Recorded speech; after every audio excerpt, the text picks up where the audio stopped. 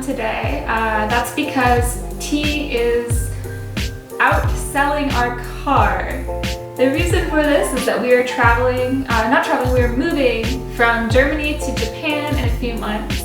So we are selling our car as early as possible because we cannot take it with us. Can't take German cars to Japan. So I'm going to do this video alone today. I thought this would be a good opportunity for me to make a video about 5 things I will miss about Germany when moving to Japan. And we'll do another video on T's opinion about what he'll miss and what he won't miss. First thing, I'm definitely going to miss the food here.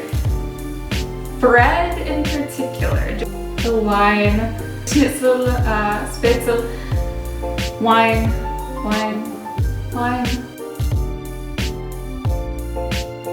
Dampfnudel, all that fun stuff. My pronunciation is just awful, but those are all things that I really will miss about Germany. And I think everyone who's lived in a different country has something that they miss about the country that they stayed in's food, because so many delicious foods in this world. Number 2, fests. Germany has a lot of fests and a lot of holidays, be it Oktoberfest, Weinfest, Carnival, or just the myriad of holidays that Germany has.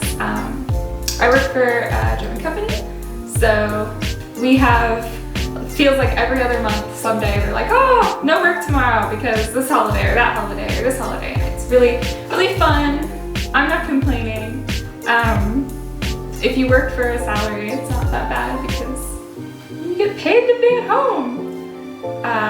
Plus getting to wear like Dirndl and lederhosen and all that fun stuff, although you gotta wear it correctly. And we can make another video about how to correctly wear your Dirndl and lederhosen. Again, horrible pronunciation, but I know how to wear my apron. Number 3 is bathrooms. So anyone who's ever lived or visited America, I'm sure has noticed that for whatever reason, and this completely blows my mind, America has these massive gaps between the door and the wall of the public restrooms, and it drives me absolutely insane. And I've gotten so accustomed to this living in Germany that now I go back and I'm just like, why? Why, America? Why do you do this? Do you want people to look at me while I'm going to the bathroom? Because I don't. So for those of you who haven't been to the US, American public restrooms have these just weird like construction of public restrooms that have like the door here, and then it's not actually this big, but like a 1 to 2 inch gap, and sometimes even more. I've been in restrooms that has been like this, literally this wide on either side, gap between the door and the wall. And I've heard a couple different things, explanations for this. One has been it's to prevent people from doing drugs in the public restroom. People can actually like look in and see, or policemen can look in and see. I've never seen a policeman looking in my restroom, so I don't know. The second one is that they're easier to clean. I heard that from somewhere that it's easier for them to go in and spray them down. There's not as many nooks and crannies for like bacteria to kind of live in. But still, it's just really weird. It's just really weird. German restrooms, all the German restrooms that I've used, and it's maybe specific to our area, but it's literally a water closet.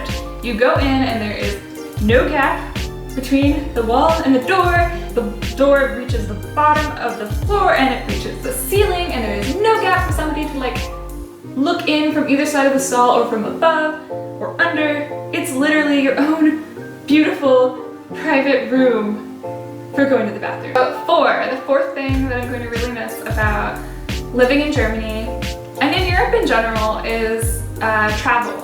So in the States, in the United States, it's very like, we're huge, we're just massive. We're just like this massive just blob of land. And so to travel from one end to the other, it takes a long time, a really, really long time. So for us, we're from Southern California, so driving from Southern California to Arkansas, Little Rock, took us about 3.5, almost 4 days to reach from one area to the other. Most of that being spent driving through like the panhandle of Texas. Here, flying, I fly to London about 4 times, and we're actually flying again soon to London. And the most that I've paid for my plane ticket to London, which is a flight that's under an hour, has been 20 euro one way. So 20 euro one way, and then I think I paid about $17 back from London. So very inexpensive to fly to London. And then when I flew during off season, the least that I paid was €7 flying to London and €10 flying back from London. So 16, I think it was $16 or $17, 16 or 17 euro, I can't remember, $6 or $7 to fly to and from London, which is another country. Now it's not part of the EU anymore, but it's just completely like an island, and compared to flying to like Sacramento, it was like $250, $300. So very, very cheap to fly around Europe. Number 5, Germany is just a really, really beautiful country.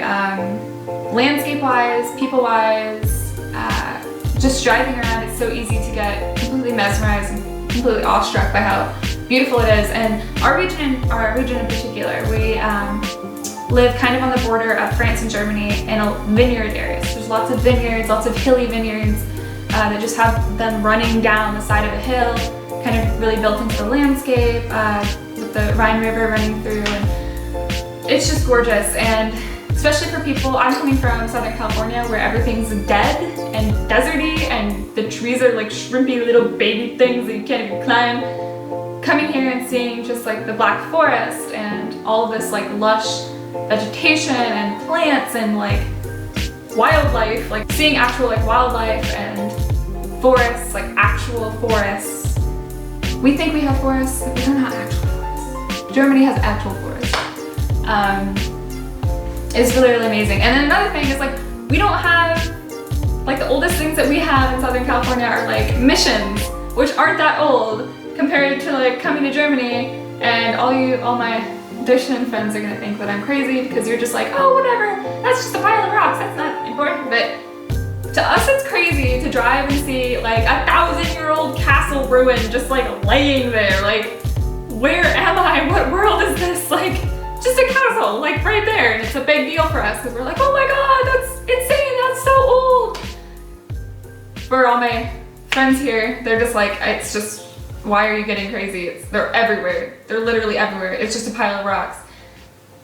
And they are everywhere, granted. Like, I can walk 10 minutes behind where I live and go up this hill and there's castle ruins there. And then from those castle ruins, I can see another castle that's more complete than those ruins.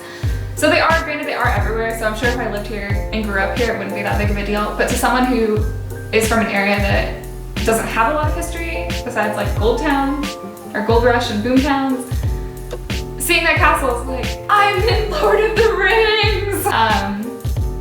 But yeah, it's really, really beautiful and I'm really gonna miss it. Getting to experience all that history and all that. Like going to Karl Marx's house in Trier is just insane.